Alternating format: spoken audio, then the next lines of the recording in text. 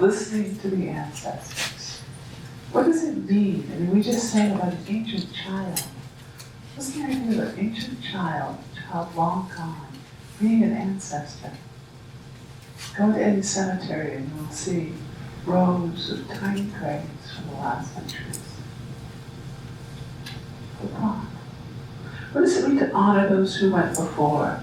What does it mean to listen to lessons of fear and of fearlessness without shame or pride? When I was a little girl, I was very proud of being a descendant from the Mayflower. Around this time of year, because I'm a New Englander, I'm from an island on the coast of Maine, and so I am a direct descendant, as they say. That was something I was proud of, because we survived. As I grew into teenagehood, I was ashamed of being a descendant of the Mayflower. I was ashamed because we had survived. So where do we stand? What does it mean to look back at who we are with neither shame nor pride? What is an ancestor? Who are they? An ancestor is typically considered someone who is further back than 2 generations, so your great-grandparents and further back. But for me, for today, for this season, I want to sort of reframe our ancestors as any that have gone before. Any that are here, that have gone before, all those that have died, whether recent, like Elijah coming, or long, long, long time ago. The day was past. His ancestors, perhaps. I'm saying this because I believe it's important to dive deeper, because we're in trouble, and our world here needs all the help we can get.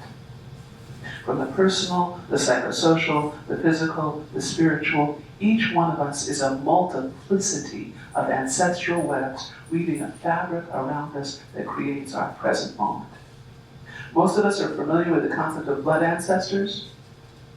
Those are the names that pop up in your DNA family searches. That's my grandmother telling me I'm a direct descendant from the people on the Mayflower. Also the people who owned the Mayflower, which was a slave ship before it was a wine ship. Before they owned it, she would always say, as if that cleansed the hull. But your genealogy hobbies, we've heard about those. We had those. We play around in that field. The sacred idea of the river of blood, and that's what they call it, which kind of creeped me out when I first read that. Have you heard of the sacred river of blood? Yeah, you. But when you think about it, it's true. The blood that is pumping through your veins is the same composition of bits and pieces of the blood that goes all the way back. All the way back. So indeed, it is sacred. But that idea also gave us the federal blood quantum. There's designed, which designated, you know what the blood quantum is? Blood quantum laws. It decided who was indigenous, a real member of a real tribe, and who wasn't. And originally it was a very clear way of preventing vanquished tribes from rebuilding. I'm going to say that again. The federal government decided who could be a member of a nation, a sovereign nation, and who could not be a member of a sovereign nation. Now, when you put it that way, it sounds different, because deciding what's a member of a sovereign nation based on blood. But it became really popular in the Indian Reorganization Act of 1934. Are you familiar with this one? Yeah, kind of horrid. Ethnic genocide. It wasn't just popular in Germany at that time. It was everywhere. But we have to go back to 1662 in Virginia to the one-drop rule, or hypodescent. It was called, as it was called, hypodescent, which is a weird word to come in, because it's like one tiny drop. It became clear, it came into that place, it became clear that many slave-owning men were raping their enslaved women and producing offspring. And something had to be done to prevent those children from inheriting.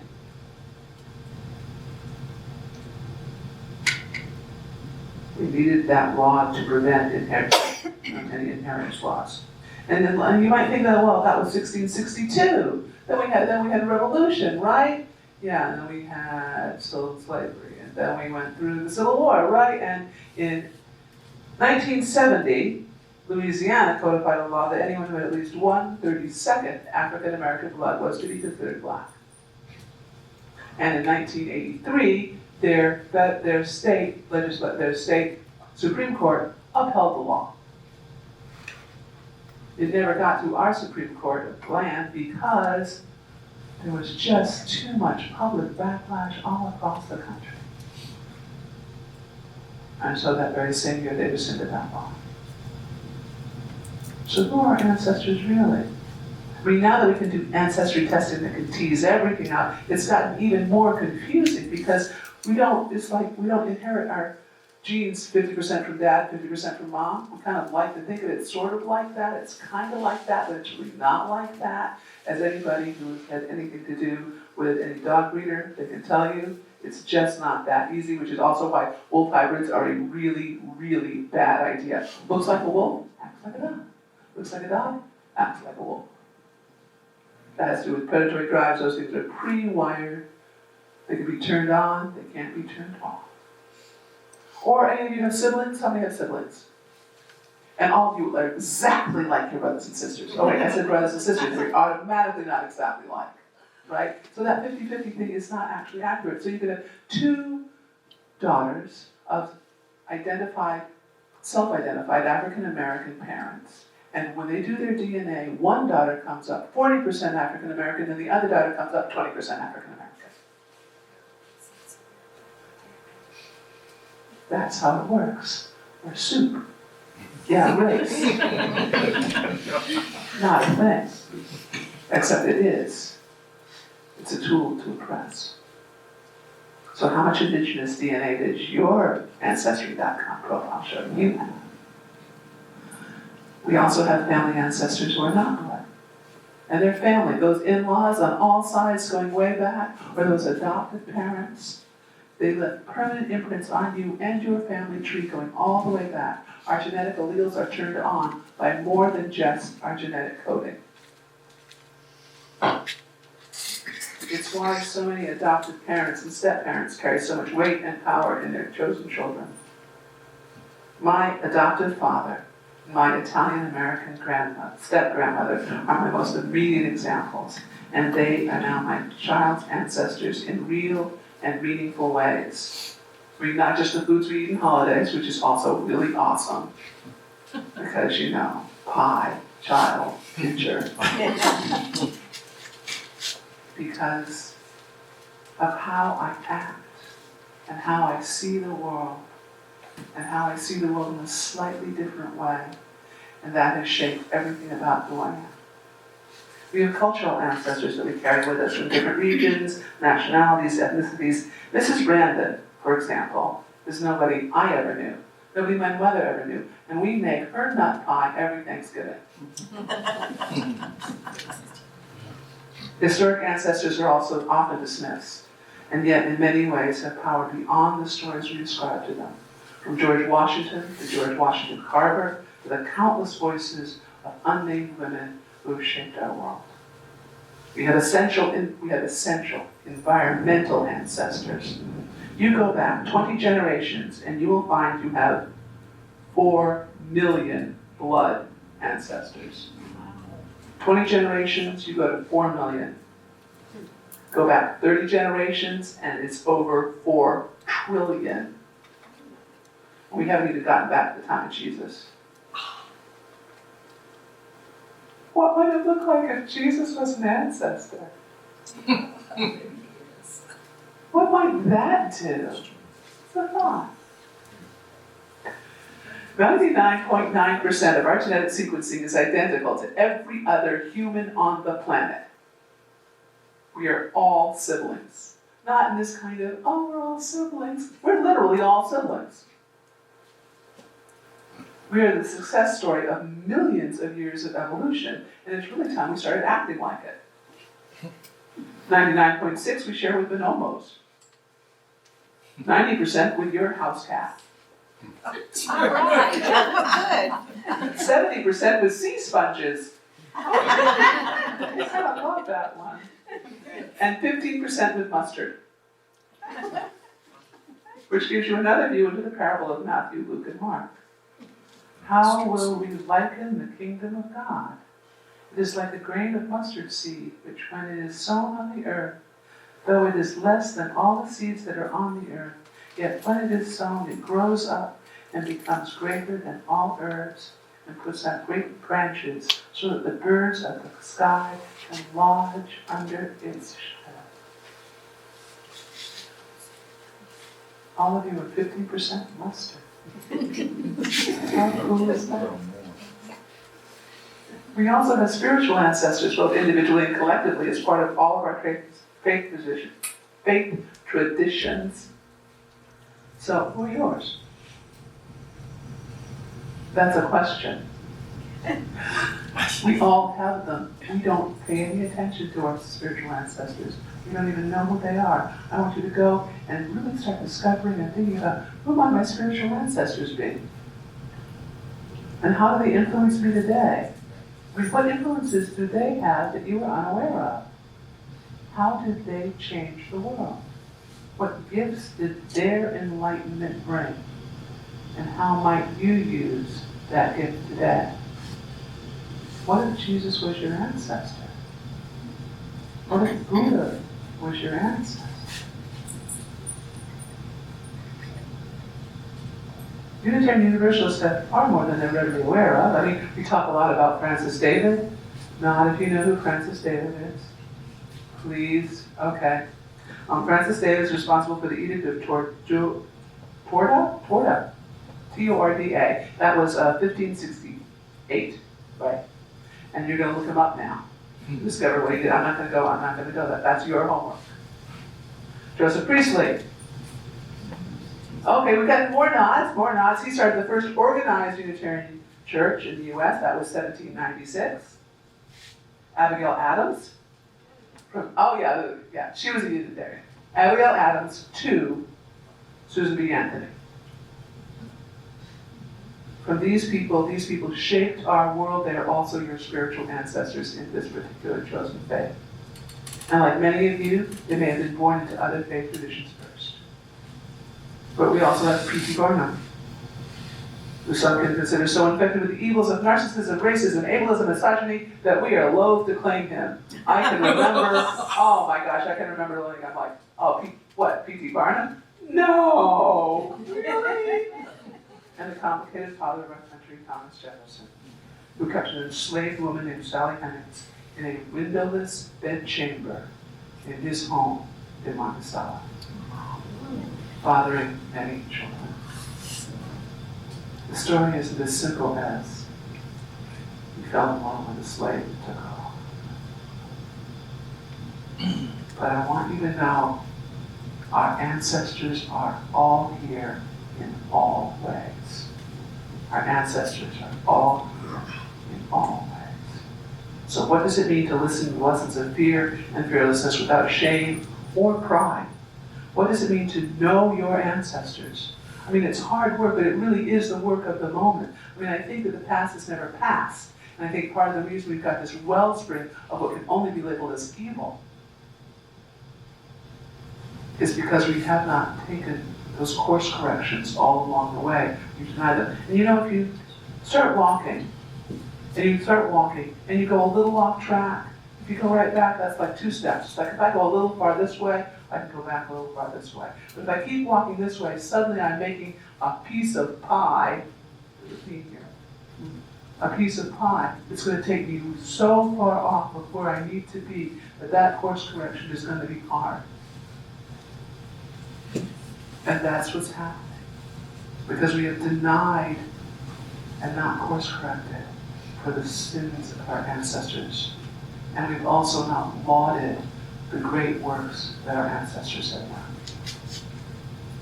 Many traditions tell you that you need to honor them. How do you start honoring them? Begin by naming them. So we're going to do that right now. So you have a little practice. So you should take this back out. You're going to start with your name. So everyone's going to say it at the same time, so you won't be scared. So, Your birth name, the name you were born with. My name was Elizabeth Ann Ensminger. Everybody at once. Okay, now I want you to say thank you. Thank you. Now I want you to name your mother's name. Edith Lorraine Pierce Anderson Ensminger. Sarah Catherine And your father's name. Alexander Ensminger. That's the first step. First step. And then you name your grandparents. And then you go back as far as you can. It's a simple little ritual that connects you and reminds you that you are here. You are here as a survivor of untold events. You can use your immediate family lineage. Use George Breland Rudolph, my second father. Name them and bring them into the room as well. Name your pets. Name animals that had big impact on you. Bridget, she was a horse. Still one of my ancestors, because she's now gone and was a member of the family. Calling names is and always has been powerful. Look at the story of Rapunzel. If you can't, look at a sacred text. Look at how in the Bible names are being changed so often. Names are powerful. Connecting with the ancestors has sadly been misunderstood as evil. It's been condemned as sorcery, vilified as witchcraft, now romanticized as witchcraft as well, which both are neither helpful to the pagan communities. But the scriptures are about forbidding the calling of evil spirits or dark spirits for personal, egoic gain. Things that would do harm to someone else or for your own ego. They're not about not calling for communal healing. In fact, all through our sacred texts, we have examples of calling on for accepting help. Please, please. But perhaps the most damaging idea to our honoring has been the idea of American exceptionalism. Rugged individualism and the myth of the self-made man. That myth and our persistent reinforcement of it has caused us to be fully isolated from all of the categories of ancestral fellowship. They're selling dogmas that only serve the powerful, twistings of scriptures and ideas that this world is a false illusion and therefore meaningless, or that it is a world suffering and that it is ours to accept suffering, or that it is temporary and therefore disposable while we're on our way to heaven. None of these are accurate to the actual religions that they purport. None of these texts provide a way to sustain homes. And all faith traditions have means of connections to our ancestors, all of them. From the Wiccan sharing of cakes and ale to the Christian rite of communion, from the election of saints to the lineage attunements and transmission of Buddhism, Hinduism, and many indigenous faiths. The Jewish services that begin with, and so we speak the words of our ancestors, and to what they have, which is called ethical will, which is when I am dying, I will write down the words that I need to pass on, that I want to pass on in my death. It can be written down, it can be a conversation, words, naming, acts. These keep the ancestors alive. They speak and they sing chants that in some cases are 2,000 years old. One tune, one chant, sung in common connection to all who have sung it in the past. Ancient Mother, I hear you calling. So fear not the admonitions against ancestor worship you may have been fed as a child. You were also raised in a culture that told you to honor your mother and your father. And what does that mean? It doesn't mean denying them. It doesn't mean saying apologetic for them. It means honoring what they did and taking the next step. Sometimes that's raising up. Sometimes that's a course correction. You might set up an altar. Many traditions do this. I'm standing behind one right now. You might use some pictures of loved ones. Some cultures keep ashes of loved ones in small jars and travel with them in their homes. And I've seen this impulse carried over in a secular fashion in homes I've gone into with the ashes of husbands in urns and entryways, and the ashes of pets placed over mantelpieces? What is an altar? What is an altar? It's a space carved out of a place that holds special items that call us back to our best selves. Very simple. It's a space that you carve out of your space, and you put something on it that calls you back to your best self and connects you to that which is greater than you are. Perhaps yours is your bathroom mirror. Could be. It's surrounded by items of care, faces of the ancestors every time you look in. You didn't think of that? Think of this. Every time you look in a mirror, your ancestors are looking right back out at you. Yeah. All our ancestors want us to understand we are all here in all ways. Didn't anybody ever tell you, you have your mother's nose, you have your father's eyes? Nose, wrong. Oh, people used to tell me and my adopted father how much we looked alike all the time. I love that. I love that because it's true. We did. We're family, even though we had different hair, and different eyes, and different nose. Right? Yeah. You might honor your grandfolks by singing a hymn or a lullaby. A lullaby that is so old that the octave is lost in the sands of time. Every woman in my family does Brotherly Love. Brotherly love, love. What is that?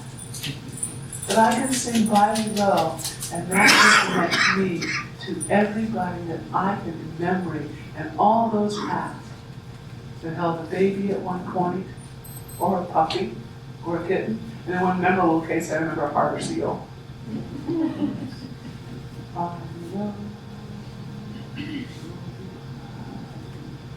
Or a favorite meal, or reread your favorite Bible story, or a fairy tale, or the preamble to the Constitution. The old ones tell us again and again, we are all here in all ways. We are always here. And be mindful of the shadows. Because they're there and they're sharp. I was in a women's circle a while ago when a woman stood up and declared, we are all the children of raped women. And that's true. We are all the children of raped women. Even if you were conceived in a union, committed partnership, in love and intention, you don't have to go back many generations. Remember, 30 generations, how many million? We're all the children of raped women. But if that is true, we're also all the children of rapists. And that's really hard to sit with. And it can be really triggering for a lot of us. What does it mean to have to sit with both the pride and the shame and step outside of that to help heal our world? We are both sides of history, and until we come to terms with those dark shadows and not apologize for them, just observe them, listen to them, and in the future do no harm. We cannot move past them. They will only fester. And I really truly believe we're seeing that infection writ large in our world right now. And I believe that each and every one of us is called to heal our part of that world. Shamans and energy healers will tell you that healing works in all directions, past, present, and future. So maybe place grandmother's sponge on her altar. I'm going to. Along with some grandfather mustard. Perhaps a picture of a loved one. Burn some herbs. Let your cat walk a closet with impunity unless you have candles.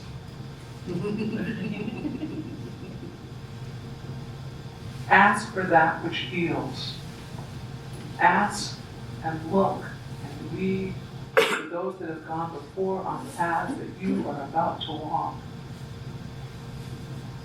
Help What did they do? What could I do? What would Jesus do? What would Buddha do? What would my granny do? Add more butter. No matter how intimate and uniquely personal your problems may seem, you have more help in the fabric of ancestors that surround you than you have problems. I'm going to read that again, because actually I went big, I'm going to take it really small. No matter how intimate or uniquely personal your problems may seem, you have more help in the fabric of your ancestors than you have problems. You have millions, billions of ancestors.